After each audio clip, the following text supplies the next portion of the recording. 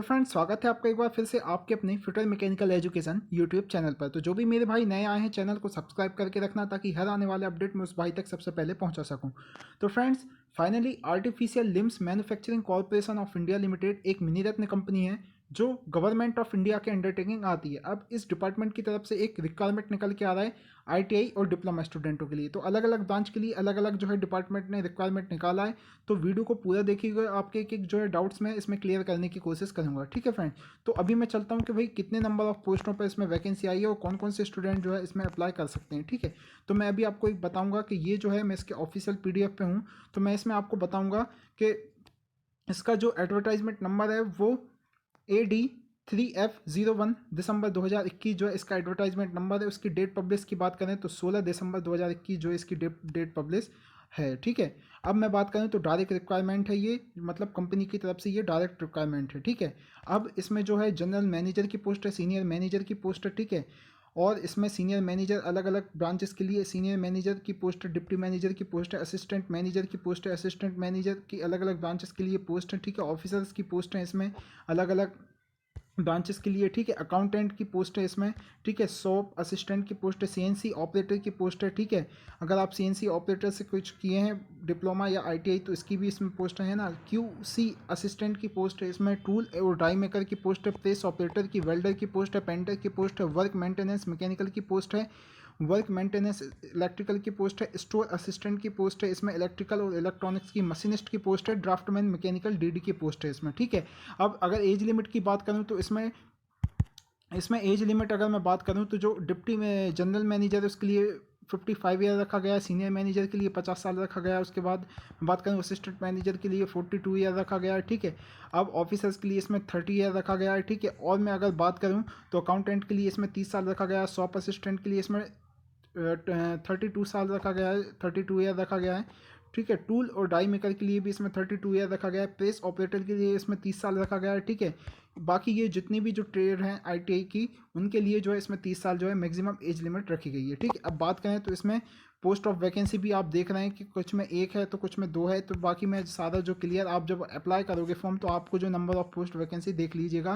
देखो भाई, जनरल की अलग अलग है, ओबीसी की अलग अलग है। ठीक है, तो इसमें देखो भाई पे स्केल आपका काफ़ी अच्छा रहेगा क्योंकि ये एक पब्लिक सेक्टर कंपनी है तो पब्लिक सेक्टर पीएसयू का पे स्केल काफ़ी अच्छा रहता है। ठीक है, तो अगर मैं बात करूँ तो आईटीआई स्टूडेंट की तो इसमें सीएनसी ऑपरेटर की जनरल की एक पोस्ट है, ओबीसी की एक पोस्ट है, एससी की एक पोस्ट है, ईडब्ल्यूएस की एक पोस्ट है, क्यूसी असिस्टेंट इलेक्ट्रॉनिक्स की इसमें जो है जनरल की एक पोस्ट है। ठीक है, टूल डाई मेकर ओबीसी की इसमें एक पोस्ट है। ठीक है, अब मैं बात करूँ प्रेस ऑपरेटर की इसमें जो है जनरल की एक पोस्ट है। ठीक है, अब मैं बात करूँ इसमें जो वेल्डर है तो वेल्डर के लिए जो इसमें जनरल की एक पोस्ट है, ईडब्ल्यूएस की एक पोस्ट है। ठीक है, अब इसमें बात करूँ पेंटर की तो इसमें जनरल की एक पोस्ट है, ओबीसी की एक पोस्ट है, वर्कमैन असिस्टेंट की इसमें जनरल की एक पोस्ट है, ओबीसी की एक पोस्ट है, वर्कमैन असिस्टेंट इलेक्ट्रिकल की यूआर की एक पोस्ट है, एससी की एक पोस्ट है, स्टोर असिस्टेंट इलेक्ट्रिकल इलेक्ट्रॉनिक्स की एससी की 1 पोस्ट है। ठीक है, और अगर मैं बात करूँ मशीनिस्ट की तो इसमें जो है एसटी की 1 पोस्ट है, और ड्राफ्टमैन मैकेनिकल की इसमें यूआर की जो है केवल 1 पोस्ट है। तो फ्रेंड्स, पोस्ट काफ़ी कम है लेकिन ये जो है आपके लिए परमानेंट जॉब रहने वाली है। ठीक है, आपके लिए परमानेंट जॉब जो है ये रहने वाली है। तो आगे हम देख लेते हैं कि इन पोस्टों के लिए एक्चुअली क्या क्या क्वालिफिकेशन आपको मांगा गया है। तो मैं आपको जो है पूरा इसमें क्लियर करने की कोशिश करूँगा। ठीक है, तो ये जो है सारी पोस्टों पर जो है रिक्वायरमेंट निकल के आया है तो आप देख लीजिएगा, आपकी लोकेशन के अकॉर्डिंग है तो काफ़ी लोकेशनों पे जो है रिक्वायरमेंट डिपार्टमेंट ने निकाला है। ठीक है, अब मैं बात कर लेता हूँ तो अपने आईटीआई के स्टूडेंट हैं और यदि डिप्लोमा की भर्ती निकली है तो डिप्लोमा का भी मैं आपको क्लियर कर दूंगा। ठीक है, तो इसमें जो है देखो, इसमें जो है क्या है कि भाई इसमें जो ऑफिसर्स की पोस्टें निकली हैं। ठीक है, तो ऑफिसर्स की पोस्ट के लिए इसमें डिग्री चाहिए मैकेनिकल से और 55% मार्क्स के साथ। ठीक है, इसमें बाकी वर्क एक्सपीरियंस भी आपको मांगा गया है तो आपकी फील्ड के अकॉर्डिंग आपको इसमें वर्क एक्सपीरियंस होना चाहिए। ठीक है, बाकी कितनी ईयर का लिखा गया है तो वो ऊपर दिया गया है तो आप एक बार देख चेक कर लीजिएगा। ठीक है, बाकी अगर मैं बात करूँ तो अकाउंटेंट की इसमें ग्रेजुएशन मांगा गया है, उसके बाद 4 साल का इसमें पोस्ट क्वालिफिकेशन आपका एक्सपीरियंस रहने वाला है। ठीक है, शॉप असिस्टेंट के लिए इसमें 3 साल का आपके पास डिप्लोमा होना चाहिए chemical paint technology from government recognise institute university, और इसके बाद 4 साल का आपके पास एक्सपीरियंस होना चाहिए। ठीक है, उसके बाद सीएनसी ऑपरेटर के लिए भी आपके पास शॉप असिस्टेंट सीएनसी ऑपरेटर के पास 3 साल का आपके पास डिप्लोमा होना चाहिए, ठीक है। उसके बाद 4 साल का एक्सपीरियंस होना चाहिए। क्यूसी असिस्टेंट इलेक्ट्रॉनिक्स से आपका डिप्लोमा होना चाहिए, 4 साल का एक्सपीरियंस होना चाहिए। टूल डाई मेकर से आपका आईटीआई होना चाहिए और 5 साल का इसमें जो आपके पास एक्सपीरियंस होना चाहिए। प्रेस ऑपरेटर के लिए आईटीआई और 2 साल का इसमें एक्सपीरियंस होना चाहिए। वेल्डर के लिए भी इसमें आईटीआई होना चाहिए और 2 साल का आपके पास एक्सपीरियंस होना चाहिए। पेंटर के लिए इसमें आईटीआई होना चाहिए और 2 साल का आपके पास एक्सपीरियंस होना चाहिए। वर्कमैन असिस्टेंट मैकेनिकल के लिए इसमें आईटीआई पास आउट होना चाहिए मैकेनिक ट्रेड से, और आपके पास 2 साल का इसमें एक्सपीरियंस होना चाहिए, ठीक है। वर्कमैन मेंटेनेंस असिस्टेंट के लिए जो है इसमें इलेक्ट्रिकल के लिए आपके पास इलेक्ट्रिकल ट्रेड से आईटीआई और 2 साल का आपके पास एक्सपीरियंस होना चाहिए। स्टोर असिस्टेंट इलेक्ट्रिकल इलेक्ट्रॉनिक्स के लिए आपके पास इसमें फुल टाइम 3 ईयर का डिप्लोमा होना चाहिए और 2 साल का इसमें आपके पास आईटीआई होना चाहिए। मशीनिस्ट ट्रेड के लिए भी इसमें आईटीआई होना चाहिए और 2 साल का आपके पास जो है पोस्ट क्वालिफिकेशन एक्सपीरियंस का होना चाहिए, ठीक है। ड्राफ्टमैन के लिए भी इसमें आईटीआई होना चाहिए आपके पास और 2 ईयर का आपके पास इसमें एक्सपीरियंस होना चाहिए। तो ये एक्सपीरियंस फ्रेंड कंपलसरी। अगर पोस्ट ऑफ नंबर की बात करें तो किस टाइप से आपका सिलेक्शन प्रोसेस रहने वाला है, तो आपका जो 1 से 9 तक की जितनी पोस्ट हैं उसका आपका पर्सनल इंटरव्यू होगा। देन अगर मैं बात करूँ तो 10 से 26 तक जितनी भी पोस्ट हैं लाइक जिसमें सारा जो है आईटीआई की आ जाती हैं, तो उसमें आपका रिटन टेस्ट होगा, देन आपका ट्रेड टेस्ट होगा, तो आप इसमें जो अप्लाई कर सकते हैं, ठीक है। उसके बाद ही आपका जो है सिलेक्शन होगा। रिलैक्सेशन मिलेगा आपको आपके कास्ट के अकॉर्डिंग, लाइक एससी एसटी या जो भी ओबीसी से यदि आप ईडब्ल्यूएस से बिलोंग करते हो तो आपको जो है यहाँ पर एज का रिलैक्सेशन भी दिया जाएगा, ठीक है।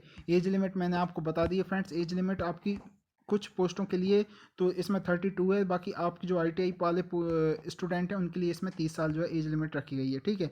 बाकी अगर मैं अप्लाई करने की इसको प्रोसेस बताऊं तो फ्रेंड्स इसको अप्लाई करना है जो आपको ऑफलाइन अप्लाई करना है, और ऑफलाइन अप्लाई करके आपको डिपार्टमेंट को जो है इसको भेजना है, ठीक है। डिपार्टमेंट को भेजना है ऑफलाइन अप्लाई करके। और आपको किस डेट से पहले भेजना है, तो आपको जो है यहाँ पर 18 जनवरी 2022 से पहले जो है डिपार्टमेंट को आपको भेजना है। ये सारे डॉक्यूमेंट्स के साथ इसमें दिए गए हैं सेल्फ अटेस्टेड, ठीक है। आपकी 10-12 की मार्कशीट, आपकी सारी जो एजुकेशनल क्वालिफिकेशन लाइक डिग्री या डिप्लोमा या आईटीआई जो भी हो उसका जो है, उसके बाद latest copy of pay slip, ठीक है। तो ये भी आपको जो पहले ऑनलाइन आपको पेमेंट करना पड़ेगा, देन उसका डिमांड ड्राफ्ट के थ्रू आप पेमेंट करेंगे फ्रेंड्स, ठीक है।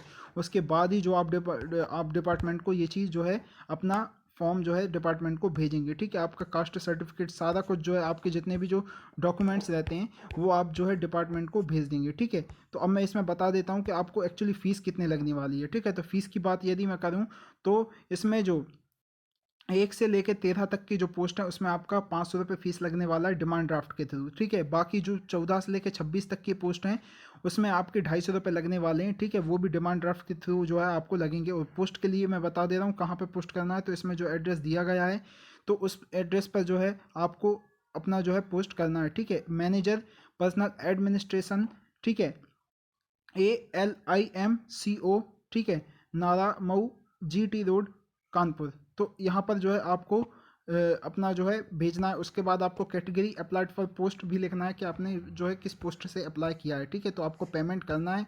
उसके बाद जो है आपको एप्लीकेशन फॉर्मेट की लिंक जो है वीडियो के नीचे डिस्क्रिप्शन में है, ये लिंक आप डाउनलोड कर लेना, ठीक है। ये एप्लीकेशन फॉर्म आपको पूरा जो है फिल करना है, ठीक है। तो डिमांड ड्राफ्ट के थ्रू भी आपको पेमेंट करना है। डिमांड ड्राफ्ट आप कहाँ से बनवाएंगे, तो ये बैंक से बनेगा, ठीक है। बैंक से आप जो है अपना डिमांड ड्राफ्ट बनवाएंगे। आपकी कितनी फ़ीस लग रही है मैंने बता दी उसके अकॉर्डिंग। देन उसके बाद जो है आपको सारा कुछ जो है क्लियर करके आप अपना एप्लीकेशन फॉर्म डिपार्टमेंट को भेजेंगे, ठीक है। अब किस तरह से भेजना है तो उस वीडियो की लिंक भी मैं नीचे डिस्क्रिप्शन में दे दूंगा। मैंने पूरा फिल लिफाफा करके बनाया है, एक दूसरे उसका डिफेंस का एक्चुअली वो वीडियो था, लेकिन इस तरह से जो है आप भेज सकते हैं कि आपको कहाँ टू कहाँ फ्रॉम लिखना है और किस तरह से जो है आप भेज सकते हैं ऑफलाइन, ठीक है। तो उसका लिंक भी वीडियो के नीचे आपको डिस्क्रिप्शन में दे दूंगा। तो फ्रेंड्स काफ़ी अच्छी वैकेंसी है, ठीक है। यदि आपके पास एक्सपीरियंस है तो आप इसमें ज़रूर अप्लाई करना। परमानेंट जॉब है और बहुत सी लोकेशन में है फ्रेंड्स। आप कहीं भी लोकेशन में जो है आपको इसमें पोस्टिंग मिल जाएगी। तो फ्रेंड्स यही अपडेट देना था। मिलते हैं अगले वीडियो में। अगर नया है तो चैनल को सब्सक्राइब कर देना। जय हिंद एंड बाय बाय।